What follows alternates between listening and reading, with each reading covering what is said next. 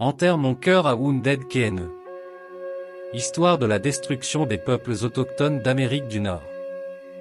À travers ces récits, nous assistons à l'effacement progressif d'une civilisation ancienne et riche, piétinée par l'implacable avancée du progrès. Dee Brown nous invite à entrer dans un monde où la beauté naturelle des plaines s'étend à perte de vue, mais où l'ombre d'une tragédie historique se profile à l'horizon. Cet ouvrage ne se contente pas de relater les faits, il cherche à rappeler aux générations futures que les champs d'une culture autrefois florissante se sont tus, souvent dans le fracas des armes à feu et des traîtrises politiques. Cette analyse n'est pas une publicité visant à vendre ce livre, mais plutôt une invitation pour ceux qui souhaitent comprendre la véritable tragédie vécue par les peuples autochtones, spoliés de leurs terres, de leurs richesses, et réduits à des conditions inhumaines, parqués dans des réserves comme des sous-hommes par des colonisateurs avides d'or et de pouvoir. La danse du bison, la culture des plaines. À l'aube de la conquête américaine, les vastes prairies étaient habitées par des nations fières, dont les traditions étaient intimement liées à la terre.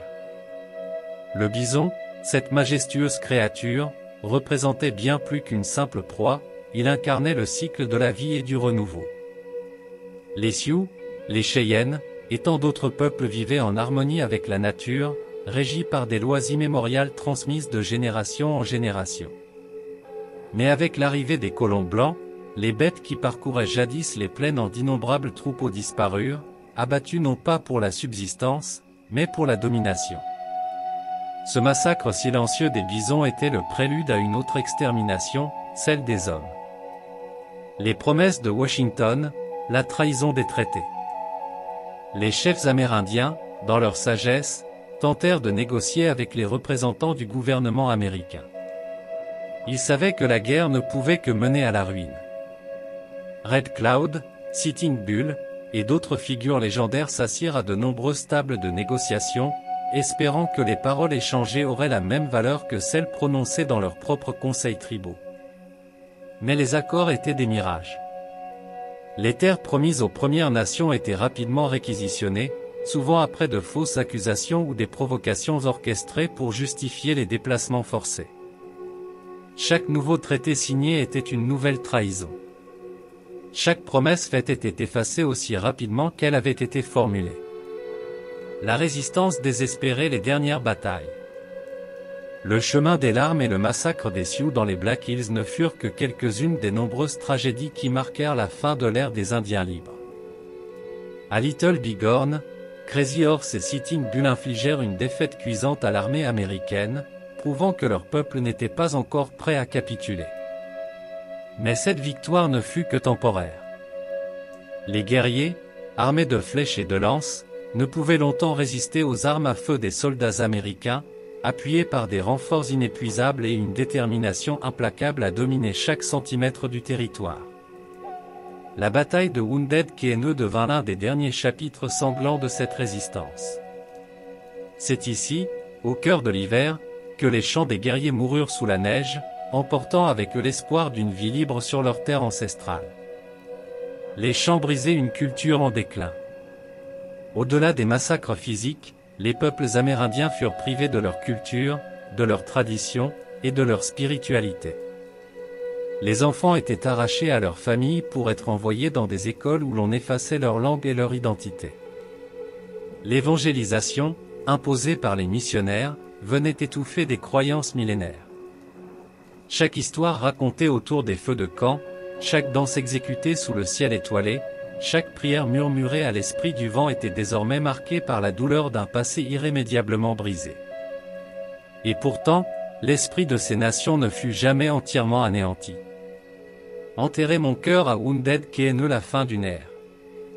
Le titre de cet ouvrage fait écho aux derniers instants d'une bataille devenue symbole de la fin des guerres indiennes.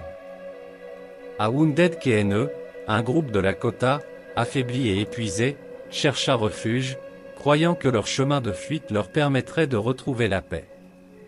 Mais c'est là que les soldats américains, armés et sans pitié, firent pleuvoir une tempête de balles sur hommes, femmes et enfants. Ce massacre scella le destin des peuples autochtones. Ce fut la fin de leur terre, la fin de leur liberté, et pour beaucoup, la fin de leur espoir.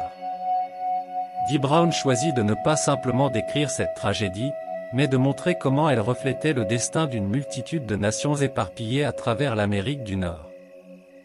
A Wounded Knee, c'est l'âme d'une culture entière qui fut enterrée. Un souvenir impérissable. Enterre mon cœur à Wounded Knee est une lamentation, un cri venu des profondeurs de l'histoire.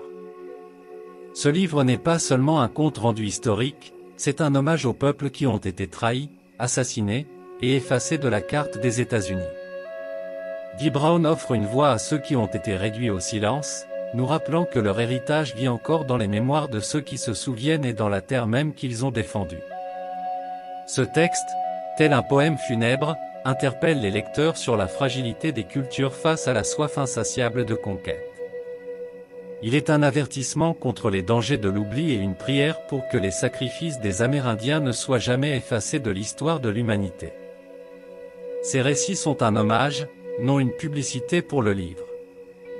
Il appelle à prendre conscience de l'histoire tragique des Amérindiens, victimes de colonisateurs qui leur ont volé leurs terres, leur or, leur liberté, et les ont enfermés dans des réserves, les traitant comme des sous-hommes. Pour ceux qui veulent comprendre cette histoire et ses injustices, Enterre mon cœur à Wounded Knee est une porte d'entrée vers cette sombre période.